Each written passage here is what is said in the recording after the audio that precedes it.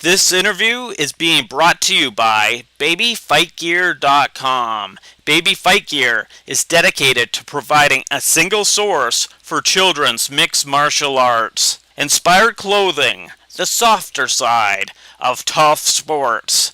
Our clothing is available in sizes newborn to toddler. Okay, so let's continue on here with the rest of the prelim card here, Nick. Okay, sounds good. Should be entertaining as well. Yeah, for sure. Now, next up, we got a fight that I think I'm going to be changing my pick on.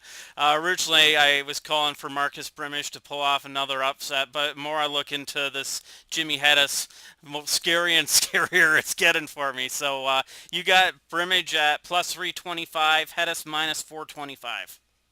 Yeah, and that's another surprising line to a lot of people. I think they didn't expect Hettes to come out this high. But you know what, man?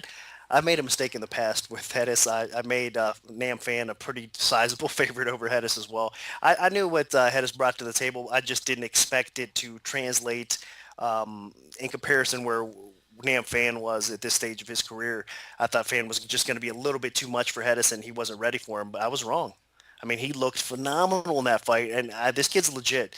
I told a lot of folks here, he's got to prove to me that he can beat Fan, then I'll take him a lot more serious. Well, he did it, and he looked dominant. He almost stopped Fan on several occasions. So I think that the way these guys match up, it's a bad fight for Brimage. Brimage does have some strong wrestling. He does have that knockout power, obviously, but Hettes is just such a strong grappler that he's going to get him down, and he's going to get the submission. So there's a really strong chance that Hettes continues his submission dominance, and that's why you're seeing the line that steep. Hettes is going to be another one of these guys that everybody wants to parlay as well.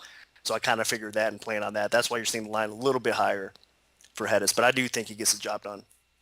Okay, moving on up, man. We got Sean Pierson versus Lance Benoist. Man, Benoist, he is a guy that's been on my radar that has so much potential, so much talent.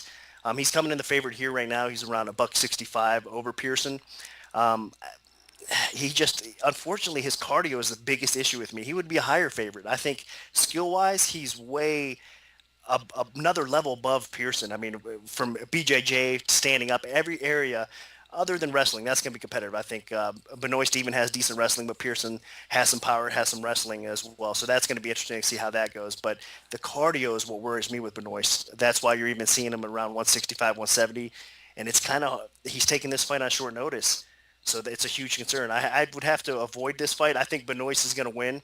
I think he's just too talented for Pierson, but it's a hard fight to bet at the number right now because if he does tend to fade like he has in the past, then you never know with the judge's decision if he does not stop Pierson. So I think Benoist is more talented. He's probably going to get the stoppage, but if he doesn't, Pierson could walk away with the decision there.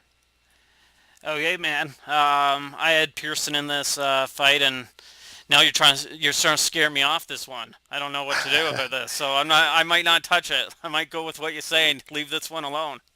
Yeah, I mean, like I said, Pierson, he surprised me a little bit in the past. I just think he's a solid fighter. He's just maybe not. He doesn't quite belong in the UFC. No disrespect to him at all. I just think that there's far more talented guys out there, and Benoist is one of those guys. Now, it's not a fight that Pierson cannot win, though. Like I said, I think if it goes to the cards, he can be competitive, and it is in Canada. So I know the crowd's going to be behind him as well. He's going to be more motivated. He looked pretty good in his last outing there too. So you can't count him out, and it is a competitive line. So he definitely has a chance to win. But I just think Benoist is the more talented of the two fighters, and he should get the job done. Okay, man. This next one's one of the fights I'm really looking forward to. I think this is potential fight of the night, even though it's just on the prelims. We got T.J. Grant. You got him at plus 165. Evan Dunham minus 205. Both exciting fighters. Yeah, 2-1 line. I think it's about right. Maybe a little high for Dunham because, like you said, it's going to be an extremely competitive fight. Fight of the night candidate for sure because these guys match up so well together. I think there's no real huge advantage for Dunham in this fight other than the public believing so. That's why you're seeing Right. the line even kind of around 2-1 because the public, I think, would be coming in so strong if it was much lower than that. But I do think there's some value in TJ Grant. I think at plus 165 where it is right now even. Some places had it up a little higher earlier today. So there has been some action coming back in on Grant. Some action been going on Dunham. It's bouncing back and forth a little bit. I think the side, if you're going to bet this fight, is Grant. It's going to be ultra competitive fight. It's going to go back and forth on the floor. I mean, these guys are going to be transitioning all over the place. BJJ's legit. On the feet, I would give a slight edge to Dunham, but Grant's going to have a little bit of reach on him too, and he's going to be a little bit more competitive than people think, even on the feet. So when you have such a coin flip type of fight, and the odds are sitting at plus 165 around there, I think you got to go with the dog almost every time. So you feel that Grant's maybe going to come away with the upset here. Okay, good stuff. I have Grant in this one, so that's good to hear. Moving along, man, we got Vinny versus Igor. Not even going to touch the last names. Igor's minus 200. We got Vinny at plus 160. Yeah, and this is another line that a lot of people weren't sure where it was going to come out at. Man, there's so much hype on Vinny. It's sick. He deserves it as far as BJJ world concerned. I mean, on the ground, he doesn't have to prove to anybody how good he is. I mean, he's already, his credentials prove themselves. He's so legit on the ground, it's scary. But is he going to be able to get Igor on the ground?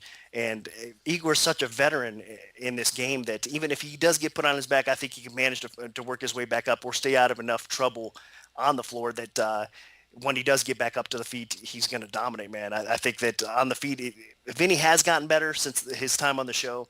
I've definitely seen a lot of improvements in his game. Standing up, he's more confident. He throws his combinations a lot better. But Igor, he's going to flurry.